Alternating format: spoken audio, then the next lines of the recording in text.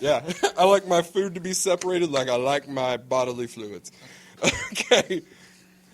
Welcome to 6 Reviews of Separation, the game show where we put our useless movie knowledge to use for your entertainment. I'm Cody. And I'm Kenji. And today we're going to be connecting John Candy and George Clooney. We already discussed who's going first, and you're going to go first again. I'll go first. All right, John Candy was in Spaceballs with Bill Pullman. Yep. I mean, Spaceballs was written by Mel Brooks and was released in 1987 with PG rating, which back then you can get away with PG rating for some of the shit they did. Yeah, they did it with Beetlejuice. Yes. The nice fucking model. Yes. Found that out working a retail store. You can only show PG movies. Beetlejuice is a PG movie. It's all fun and games. Okay, go on. Okay. John Candy played Barf. Bill Pullman played Lone Star. Rick Moranis played Dark Helmet. You also had Joan Rivers in there as Dot Matrix. Voice. You had Dick Van Patten in there as the King. The original title was called Planet Moron.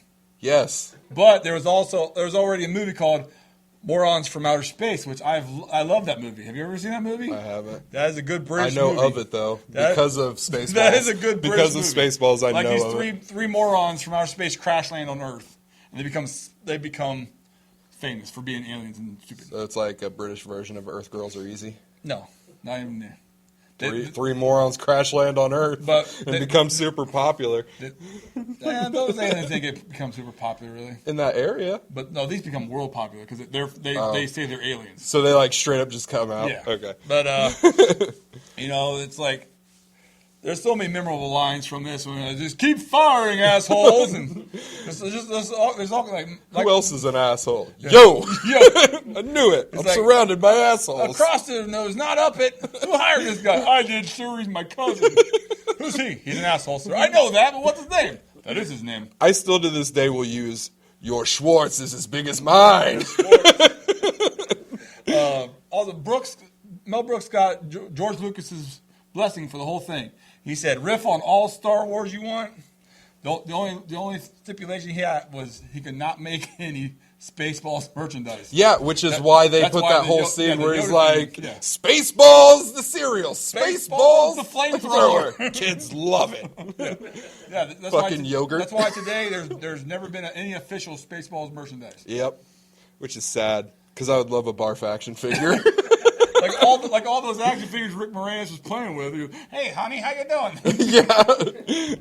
Oh my god, one of my favorite scenes is the combing the desert. Like, and they have nothing yet, sir. The two black dudes with the pick. Man, we ain't found shit. It's like, sir, I think we're doing it. He didn't say literally comb the desert. He said comb the desert. We're gonna comb the desert. I love Mel Brooks movies. I actually have one of his on my list a little later on. It's like the combination to the airlock is like 1, 2, 3, 4, 5, 6. What kind of moron has that for his combination? Then President Scrooge comes in later and goes 1, 2, 3, 4, 5, 6. That's the luggage. That's my luggage combo. Yeah. So I love that he puts himself in those positions to always be the idiot leader. Oh, yeah. It was the same in Blazing Saddles as the governor. Yes. Like, why do I always get a warped one? Do you want to beam down? I don't like that sort of thing. Scotty beamed me down twice last night. Okay. His head's on backwards. Yeah. Why didn't anybody tell me my ass was huge?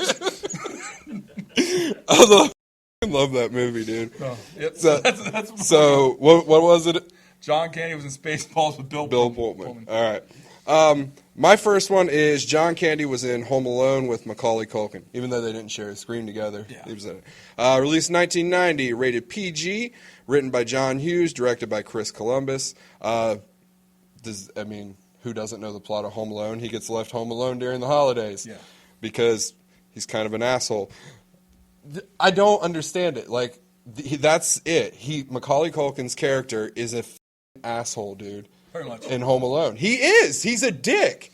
He's a dick to everyone. I mean, granted, like, his family members are also assholes, but he's not, like, the better asshole. He's just the same.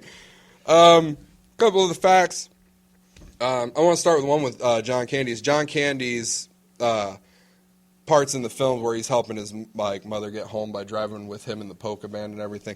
He actually wrapped all of his filming in one day, 23 hours of filming, 23 hours straight of filming to do John Candy's parts.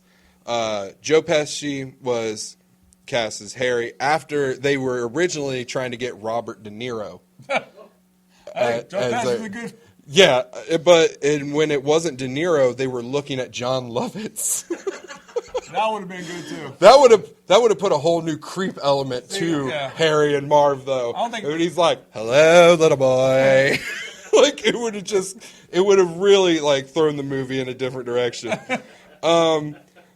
Let's see, his brother, Macaulay Culkin's brother, Karen. That was his acting debut as Fuller. Yeah, the bedwetter. The gangster movie that they watch in the film, what is it? Angels with Filthy Souls. Yes, was actually created specifically for Home Alone. So it's not like an actual movie that you can get, which I would love to watch, like all of the extended cuts when they were making that, right? Just to see what came out of it. And they shot the entire thing in Chicago. Did you know that when towards the end where they actually catch Kevin in the kitchen? And he bites his. Macaulay Culkin still has the marks from where he bit him. Yeah, because Joe Pesci actually like bit too hard and bit his finger open and shit. I did remember that. But yeah, so my first one is John Candy was in Home Alone with Macaulay Culkin. I don't really know what else I can say about Home Alone that people don't already know. Well, it's like at the beginning of the movie, you can tell that he's gonna get left behind. Well, I mean from the trailers, but when the title when they spill the drink and they clean it up, they actually throw his away. And you don't really notice it. That's why there's no extra ticket. That's why they saw everybody. I feel like they could have. I don't know if it was meant to be seen by the audience or not, because if so, they should have emphasized it a little bit more. If you look at it, it says Kevin on it. It's a ticket. Yeah, but you're not paying attention to it when they're throwing all the fucking shit on it. Have a close up on the trash. I mean, I saw it the first time I watched it. I didn't. Like I didn't. You were like 5 or 6, something like that. Well, actually, it came out the year I was born. So. I don't remember that. So yeah, probably about 5 or 6 is when I first seen it. But I think the last thing that like I can actually recall that maybe people don't know is that the house was real, but the tree house wasn't. Right. The tree house was built like specifically for the escape plan out of the house, and then after filming wrap, they tore it down. Right. But yeah, so my first one was John Candy was in Home Alone with Macaulay Culkin. Was it College Humor that did the thing where it's Macaulay Culkin's character from Home Alone grown up? Yeah. And he's like a drug addict, like he's all on edge and stuff, and he's an Uber driver. And like he makes the other guy drive the car for him, and he's like just like freaking out talking about like what and when his parents left him at home alone when he was young. And then the dude that played Marv did a response video where he's just in the camera and it's all black around him. He's like, Harry's back. Because it like ends with Macaulay Culkin like shirtless dancing around and like Christmas lights and shit. I like that thing going around here recently about how much Kevin McAllister's dad had to make to like afford to fly them all to France. Yeah. And like that whole big house always had the lights on. Yeah. And the giant house in the suburbs of Chicago. Yeah. How much? Like, what does he do?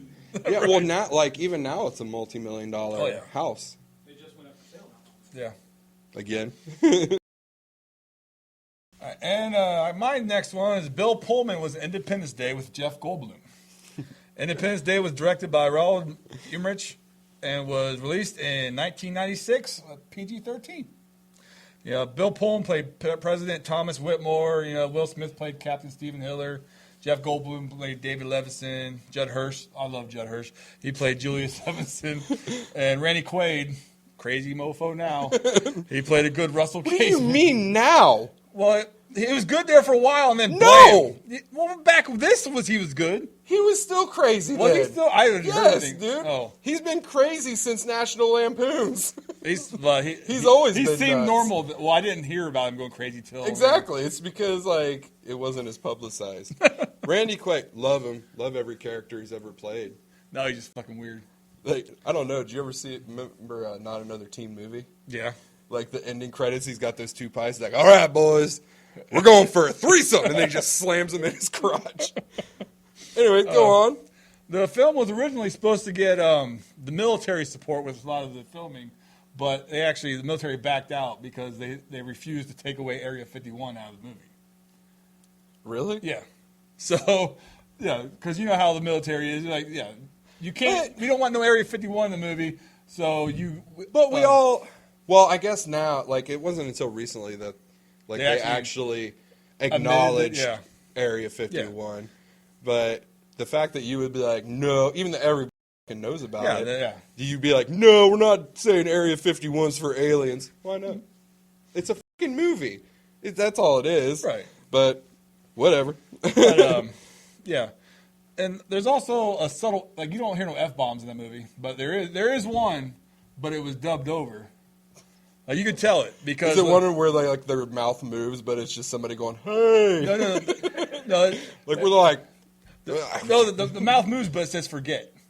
It's like that CeeLo Green song, "Fuck You," but it's "Forget You." Okay. So it's like it's in the part where Jeff Goldblum's talking to his boss, played by Harvey Fierstein, and he's like, "I got to call my mother. I got to call my sister. I got to call my lawyer." And he goes, "Oh, fuck my lawyer," but they put, "Oh, forget my lawyer." I don't know. I feel like my lawyer is a good line. But, I mean, if you want to pull it, I guess. It was a PG-13 movie. They could have put that in, but, you know. Whatever. It was a summer blockbuster, too, so maybe they were going for the... PG-13 was pretty much all the violence, and the killing, like, you know, a lot of death in that movie. They blew up how many cities? Was there any blood? Well, no. I mean, they got blew up, but... But that's usually how they get away with a lower rating with violence. But they blow people up? Like, they don't show blood. No. Nothing. Well, probably. Blow them up! Those are all fine, as long as they don't bleed. Yeah, I mean...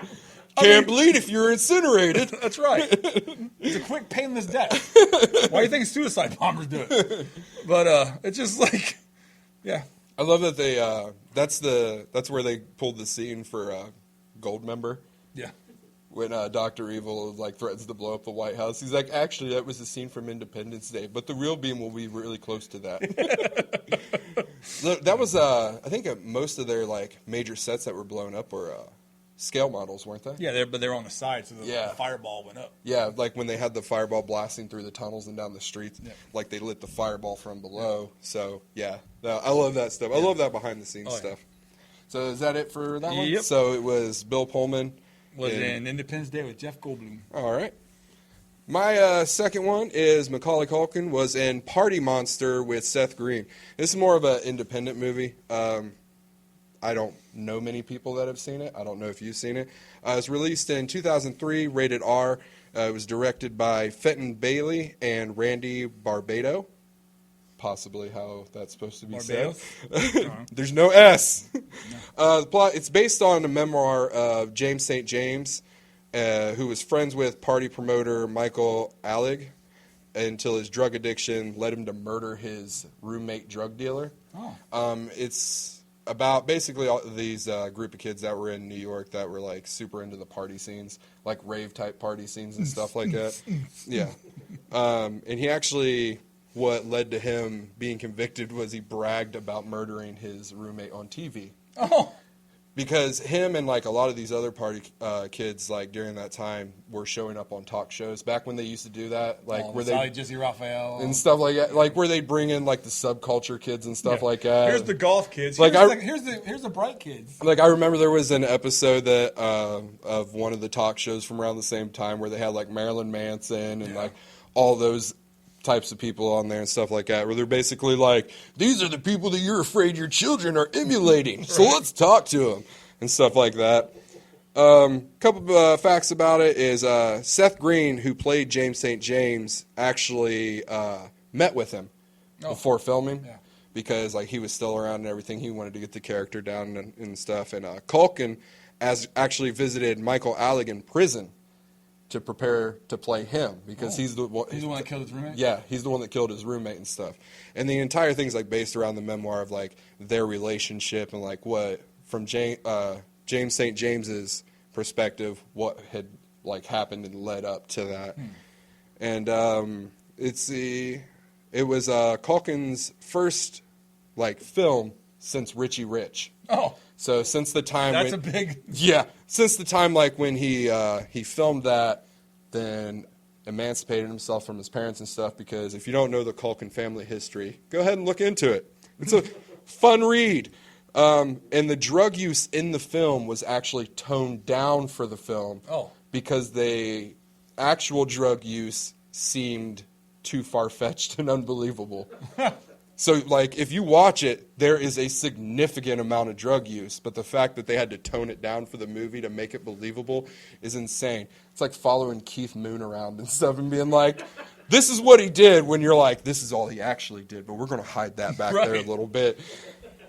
But yeah, so mine was Macaulay Culkin was in Party Monster with Seth Green. It's an independent. It's really good. I mean, you can tell it was shot with a low budget. That's one I have not seen. It's a lower budget movie, but it's definitely it's weird. It's different, especially to see Green and McCulkin playing those types of roles. But it's good.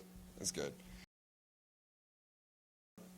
All right, Jeff Goldblum was in Transylvania 65000 with Ed Begley Jr. Mm-hmm. You ever see this movie? No, I haven't, and I fucking knew you were going to ask me. Go on. Go ahead. It's great, dude. Maybe I have. I don't know. Explain it to me. Well, it's directed by Rudy DeLuca, who also wrote it, and it was rated PG, released in 1985. Okay. It's about these two guys. They work for this tabloid paper, and the one dude's dad has this video sent in. That looks like Frankenstein's monster is terrorizing Transylvania. Okay. So his dad sends him, who's Ed Begley Jr. and Jeff Goldblum, over there to find out what's going on. And it's like a whole cavalcade of weird people over there. There's a Gina Davis plays this woman, Odette, that's thinks she's a vampire. And you got Michael Richards as this bellboy, butler guy who's freaking weird. He answers his door with a little doll. He goes, hello, hello. and it's there's all these different monsters. They have a madman. They have a mad doctor who, whenever he's outside of his lab, he's calm. But when he goes into his lab, he's like, It's like Dr. Jekyll and Mr. Hyde, kind of. So are they legit monsters, or are they just all crazy? They're all crazy. They have this woman that's a mummy, and at the end you find out everything's they're all normal people, but the doctors helped them. The mummy, she's all wrapped up in bandages. Like, oh my God, it's a mummy. She goes, they're like, no, you remember Ugly Edith or something? This is her now. And she's like a hot chick. And then Frankenstein guy he was in a car accident, and people thought he died, but he saved his life, but he's just all put together like bolts and stuff. Yeah. It's a good movie. The film is a title pun based on Glenn Miller's song Pennsylvania 65000, being and a 1963 Bugs Bunny cartoon with the same title. That's awesome. So it's a comedy. Yeah, it's a comedy. All right. I'll have to check it out. It's also the first of 3 movies that Goldblum and Gina Davis were in. They were in Earth Girls Are Easy. Mm-hmm. That and what's the other one? The Fly. The Fly. Yes. I have a Fly action figure. McFarlane's figure of the Fly. It's so cool looking. It's the one where he's half turned into a fly. Yeah. Yeah. Yeah. I used to have that one too. It's awesome. But yeah, that's mine. So Jeff Goldblum was in Transylvania 65000 with Ed Begley Jr. And that's on HBO Max. Okay. So. All right. I'll check it out when I get home then. All right. My next connection is Seth Green was in Seth Green was in Rat Race. Rat Race. With John Lovitz. Oh, I love that movie. It's another ensemble cast. You got Whoopi Goldberg, you got Rowan Atkinson, John Cleese. You got so many people. We're in a race. Ass. We're hauling ass. Released in 2001, rated PG-13, directed by Jerry Zucker. Plot similar to It's a Mad World. It's basically all these people that are rushing around trying to find this money and stuff, but it's all orchestrated by this group of rich weirdos. They're just betting on them. Yeah, they're betting on who's going to get there first and everything, when the group of rich weirdos is led by John Cleese. Yeah. And John Cleese is just kind of John Cleese in it, which, I'm totally okay with that. Couple facts about the movie. The Lucy bus Yeah. The bus full of all the Lucys that Cuba Cuba Gooden Jr. Yeah, that guy. The one that he's driving that he like takes it, he basically hijacks it. Yeah. It's full of Lucy impersonators. Yeah. And it was actually inspired by a story about an I Love Lucy convention. Oh, yeah. That one of the writers had read about. It was either a writer or director, somebody. I didn't put that down because I'm useless. But he read a story about an I Love Lucy convention and thought a bus full of Lucys would have been funny. Yeah. So that's why they put it in there. Funny. Yeah. John Cleese plays Donald Sinclair, which is the name of a real hotel proprietor that he based Basil on from Fawlty Towers. Yes. So he kind of a full bring around from like way back. Oh yeah. And Fawlty Towers, yeah, is fucking fantastic. It's great. It's got some like fairly family safe comedy in it. There's a couple iffy parts. The whole Hitler. Yeah. When John Lovitz and his Jewish family. Yeah, they go to that Nazi. The Barbie museum. Yeah, the Nazi museum. The Klaus Barbie. Yeah. Although it was a real person, the museum is not real. But when they steal Hitler's car. Yeah. It's like you're Hitler's car, man. And then like Ava Braun's like lipstick was in the glove department, and he gets it on. He gets it on the steering wheel, and they crash, and he has goes that. It's a World War II. World War II veterans. Yeah, and he gets out and his like mouth is burnt, so he can't talk. And he's like sitting there flipping him off. He's like, oh, with a Hitler mustache. It's amazing. So like, but there's some family safe comedy. There's also some stuff that you're like, that's all right. That's a dark joke to put in here, but John Lovitz just pulls it off. Oh yeah, I love it. So yeah, my next connection was Seth Green was in Rat Race with John Lovitz. All right. My next one is Ed Begley Jr. was in The Best of Show with Parker Posey. Now, if you don't know, this movie it's pretty much written, directed by Christopher Guest and Eugene Levy. They've collaborated a bunch of times. I'm a big fan of the Christopher Guest mockumentaries. Yes. It started back in Spinal Tap. Well, this is Spinal Tap. It was Nigel Truffin.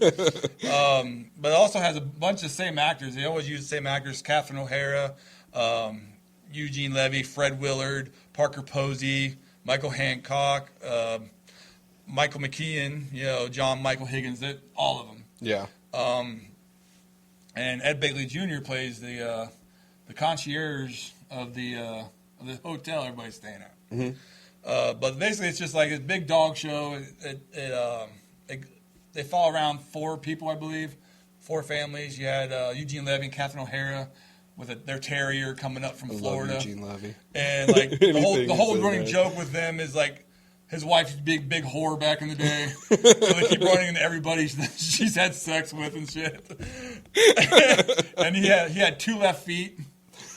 So they used to call him Loopy because he'd just walk in little loops. And you had Christopher Guest with his hound dog. He was trained to become a ventriloquist. And then you have Parker Posey and her husband. He was Scott Dolan, and they have to take their dog to a dog therapist because the dog's upset because she saw them having sex. And so threw the dog off her game. And then you had Michael McKean and John Michael Higgins. They were a gay couple, and they had like a Sharpay and all that. Them playing a gay couple is just hilarious. Michael McKean did a lot of that. Like he's played that part a lot. Yeah, he's been in a lot of shows like that. Like where he plays like ubiquitous gay character, but he's so good at it. Oh, he really is. He's so good at it. Right. There's a part where the manager's actually showing Eugene Levy and Catherine O'Hara's characters around the hotel because they can't check in because their credit card got denied. Mm-hmm. So he's trying to find them a place to actually stay for the weekend. And there's a cleaning closet, and he said these are cleaning products for he mentions a rock band trashing the room and roasting a goat, and it's alluded to that was Spinal Tap. Yeah. which Guest and McKean both started. I love it when they do that. And then towards the end, spoiler alert, Catherine O'Hara and Eugene Levy win the dog show. and they like go on this tour and shit, and they actually sing songs about terriers, and Eugene Levy actually wrote the 2 songs that they sing. That's awesome. So, No, I love it when they do that, when they like connect their movies, like just short little shout outs and stuff, just the subtle things. All right, so my next one is John Lovitz was in The Producers with Uma Thurman. Uma Thurman. Released in 2005, rated PG-13, directed by Susan Stroman, or Stroman, however it's pronounced. Written by Mel Brooks and Thomas Meehan.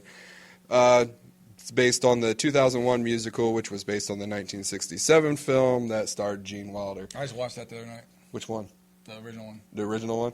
I like the original one. Gene Wilder killed it. Oh, yeah. I mean, if you don't know what it's about 2 producers. Well, one producer and his accountant figuring out that they could actually pull in a lot more money with a flop than a hit. And their plan is to take all the money and go to Rio. Go to Rio by the Sea.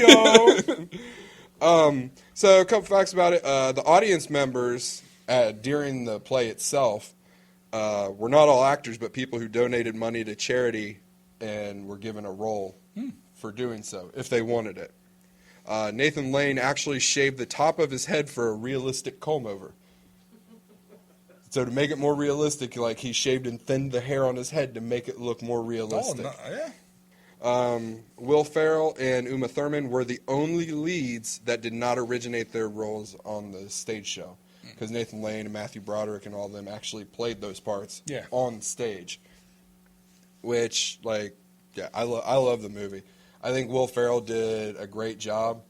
I think the music, I still listen to the soundtracks. Oh, yeah. The Springtime for Hitler and all that stuff. It's amazing. And Or you should tell them what the play was like. What happened with the play? What happened with the play? People don't know. All right, so they finally find the worst play that they've ever read, which is Springtime for Hitler. Hans Liebwig. They go and so they got to get the worst play, the worst directors, the worst everything to try and make sure it fails, which ends up making sure that it actually succeeds hugely. So they go to Will Ferrell to buy his play for him, and they have to take the Siegfried Oath, which breaking it is punishable by death. Is that the same thing as death? Yes. But they find him on a rooftop with all of his carrier pigeons and stuff.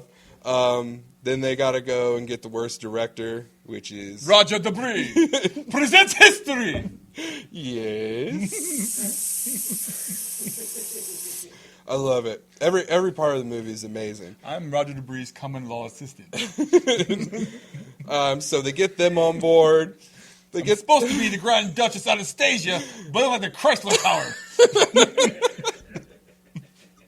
The song "Keep It Gay" is amazing. Yeah. It, like the entire number, like when they're like, "And here's costume, hello."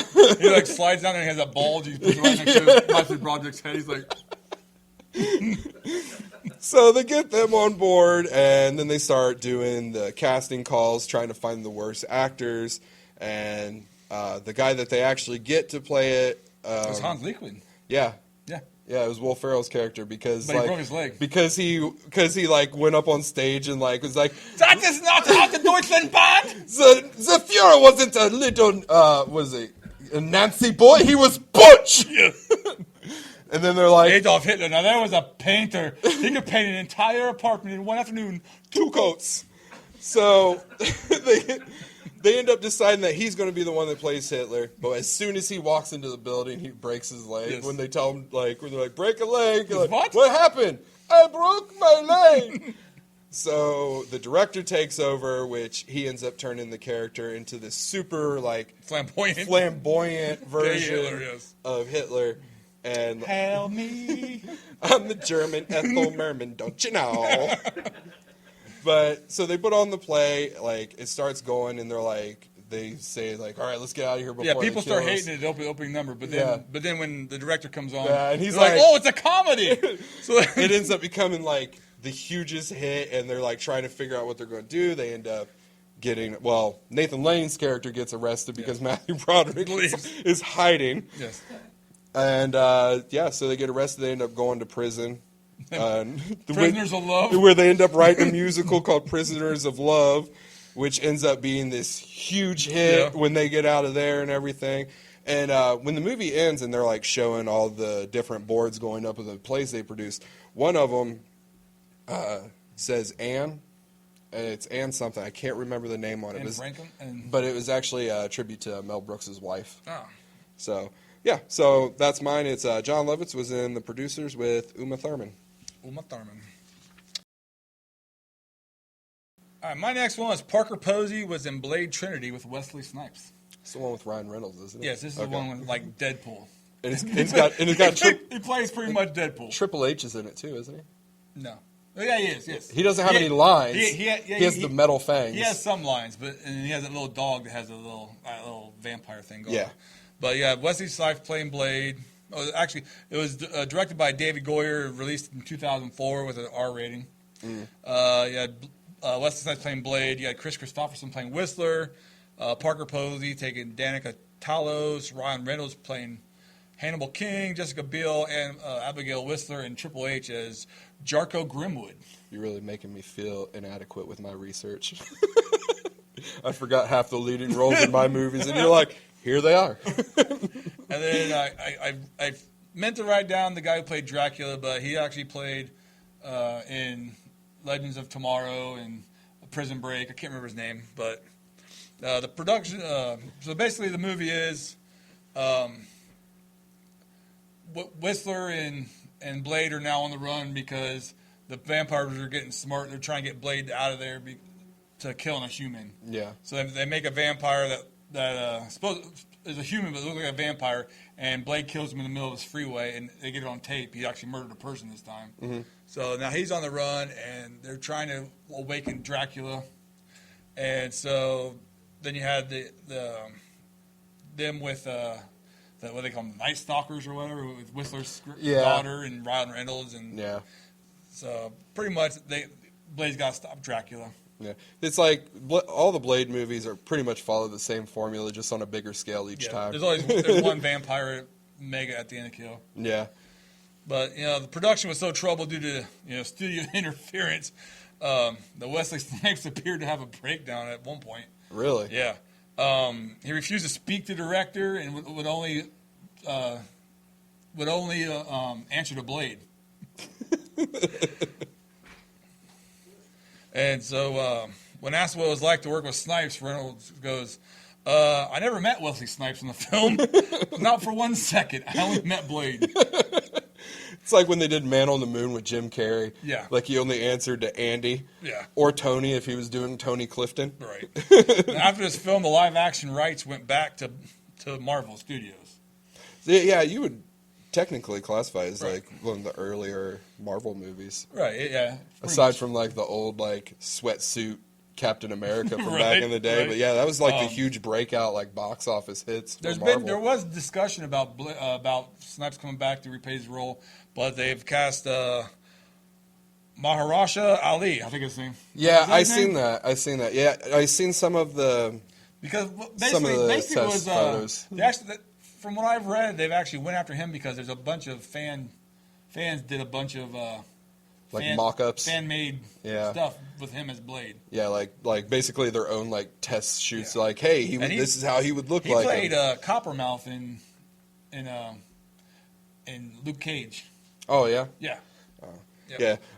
No, I've seen what they've put out so far, and I mean it's a comic book movie, so I'm going to fucking watch it. Right.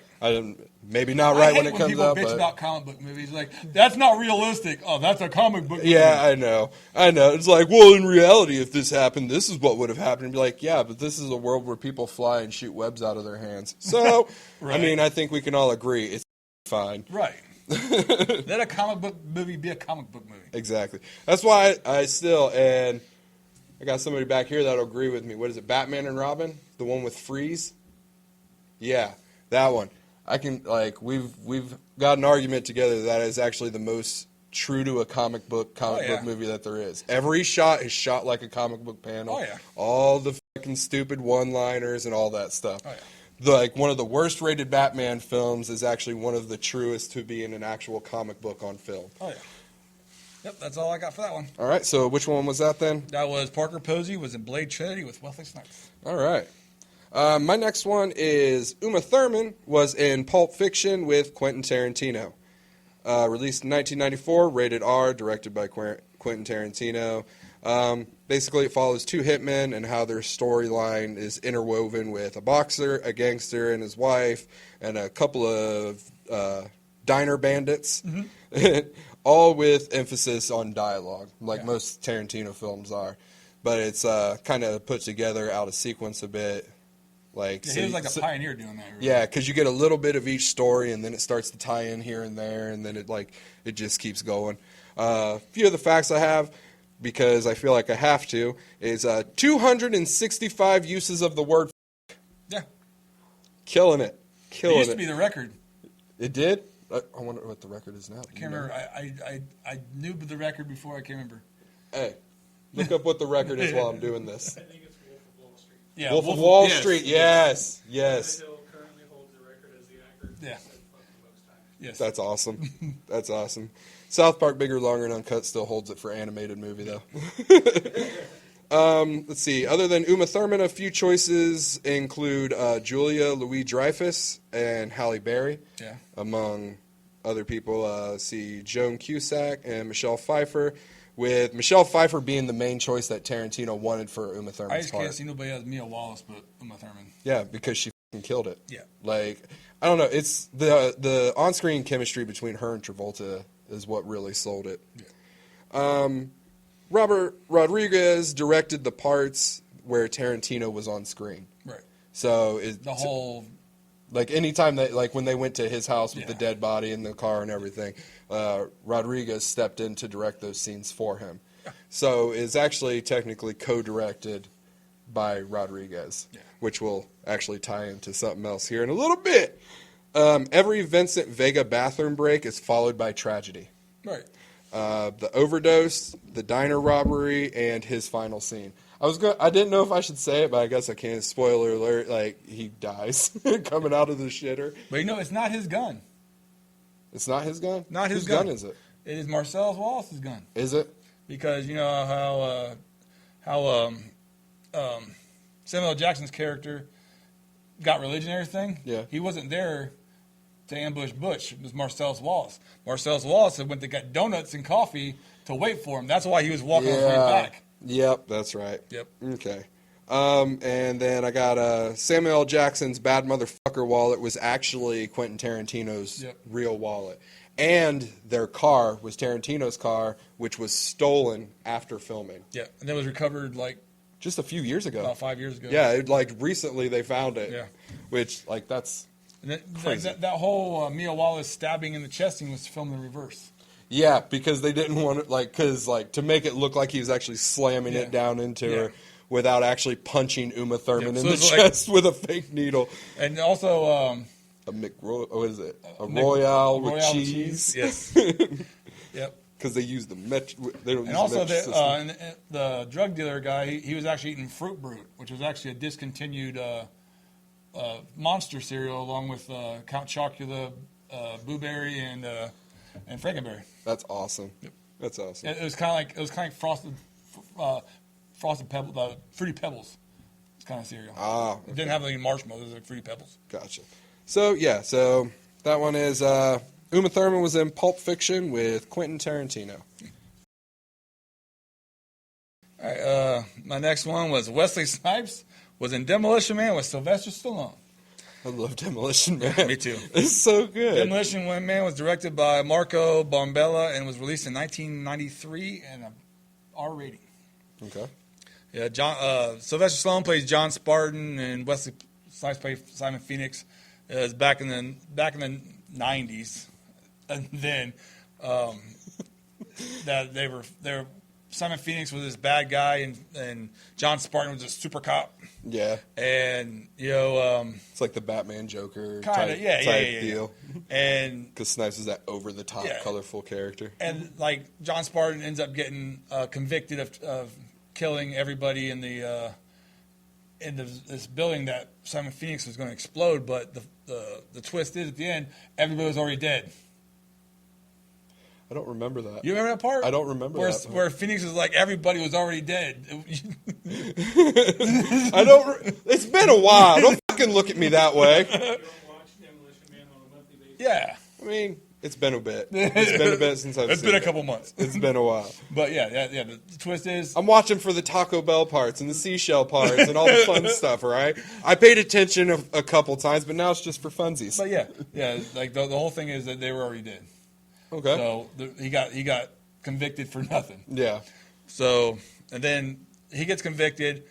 Simon Phoenix gets convicted, and instead of death penalties, they put him in cryogenic freezes Yeah, it's so they can study them later Yeah. on, isn't it? Like Yeah. their brain patterns. to see if they for can crazy people. rehabilitate him. Yeah. But they were sleeping for like 60 or 80 years, I think it was. Yeah, it's kind of like the Austin Powers thing. Yeah.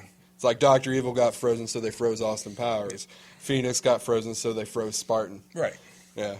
So that's pretty much it. And they get unfrozen, and Simon Phoenix has like different skills programmed into him by the head guy. Yeah, but to kill he's Simon Friendly. yeah, like he actually like programs him with all this like super assassin shit. Yeah. Meanwhile, Stallone knows how to knit. Yeah, pretty much. And the funny thing is, like the karate that Wesley Snipes done, they actually had to have him slow down because he was moving too fast for the film. Was that made before or after Blade? That was made before Blade. This was not 93. Blade was made in like in 96, 97. So he had to slow down So he's actually like really. fast. Yeah, That's cool. yeah. The motion was too blurry, so they had to have him slow down. That's awesome. Yeah.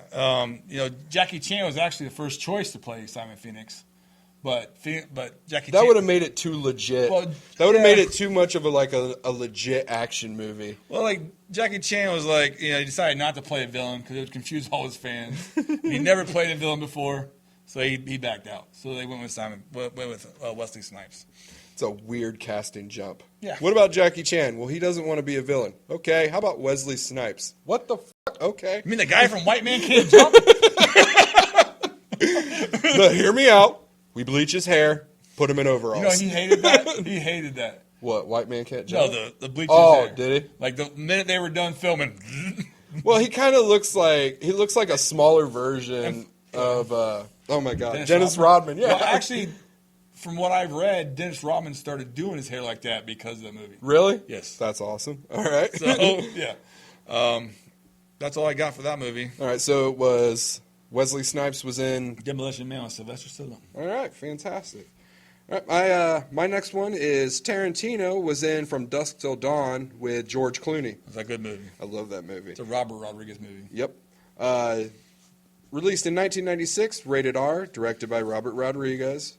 Plots two criminals and their hostages take refuge in a truck stop bar called the Titty Twister The Gecko Brothers. while waiting for their contact to show up, and they end up finding out it's a vampire hangout, and now they got to survive the night with their hostages. And Not just a stuff. vampire hangout. It's on top of a nest. Yeah, yeah. Well, I was talking about like the bar itself.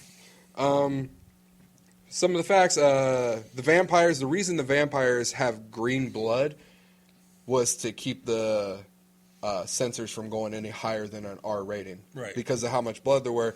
If they gave the vampires green blood, they were able to get it by the censors. Well, that's stupid.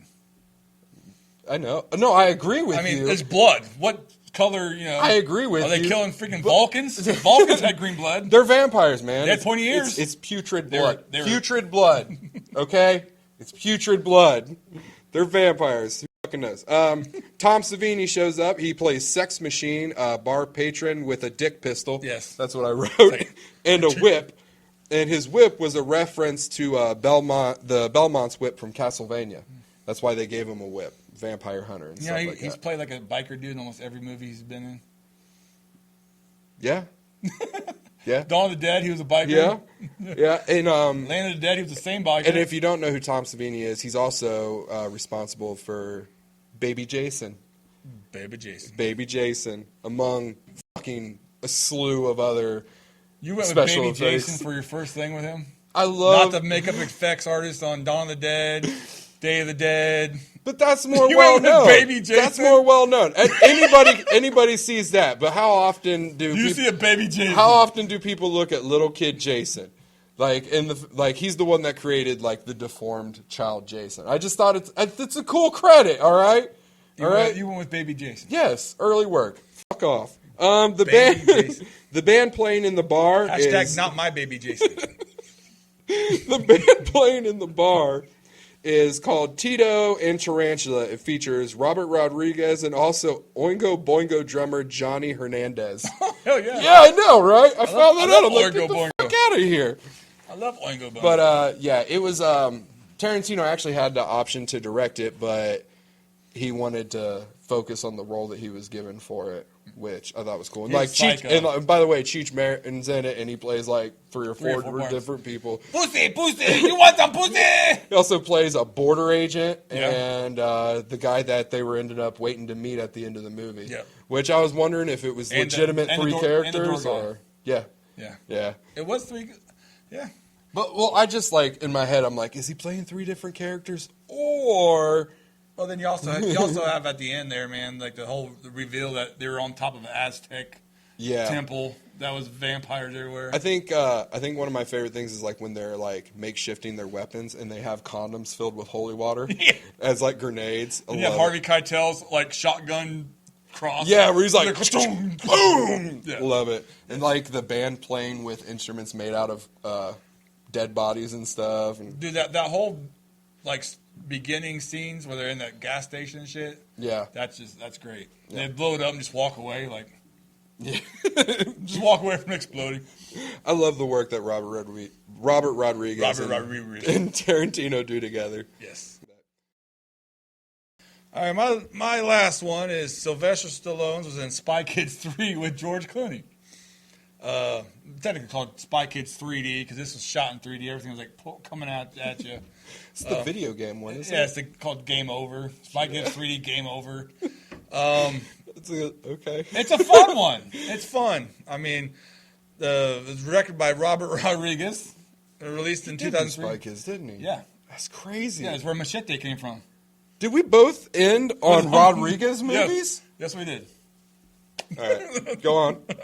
Go on. You know, it had Sylvester Stallone as a toy maker, Antonio Banderas as Gregorio Cortez, Carla Gino as Ingrid Cortez, Alexa Vega, which is now Alexa Pan Vega, as Carmen Cortez, Daryl Sabra as Junie, Ricardo Montalban as the grandfather, Cheech Marin as Felix Gum, Danny Trejo as Machete, and George Clooney as Devlin, and Elijah Wood as the guy. I just gotta say, I'm super impressed that you didn't butcher one of those names. Which one? None of them.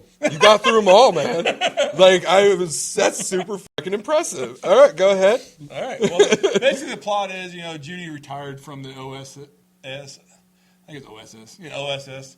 And they keep trying to get a hold of him because his sister was going into his new video game called Game Over to find about this toy maker guy who's actually Sylvester Stallone. Is that the one it's the one, like, there's a bunch of different versions of him, isn't there? Like, there's the super smart one, then there's like, okay. Yeah, like, he, like, plays basically, like, 8 different versions of himself? Yeah. Okay. He like talks to himself. Yeah.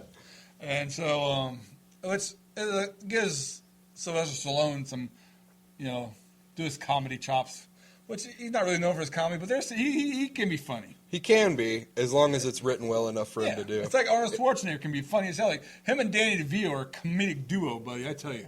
I don't care what anybody says. Jingle All the Way is one of my favorite Schwarzenegger movies. Him and Sinbad, man, they kill it. We don't want it. We don't want it. But yeah, Junie has to go into the Game Over and rescue his sister. His grandpa comes in and helps him out, and you find out the toy maker put his grandpa in the wheelchair. Mm-hmm. And, But in the game, he's not in a wheelchair. No. He's like this giant fucking mech suit. And shit. George Clooney scenes, like he plays Devlin, He's the director, yeah. All his scenes was shot in one afternoon, and you see from like here up. Yeah. So all he's wearing is a shirt, tie, coat, and pajama pants. Well, did he shoot it at home? At his house, yeah. That's awesome. So, yeah, and then Bill Pullman's Dink Wink. It's like at the end where everybody starts coming in to help everybody. Yeah. Dinky Wink is his name. Dink Wink. Dinky Wink. Dinky Wink. Yep.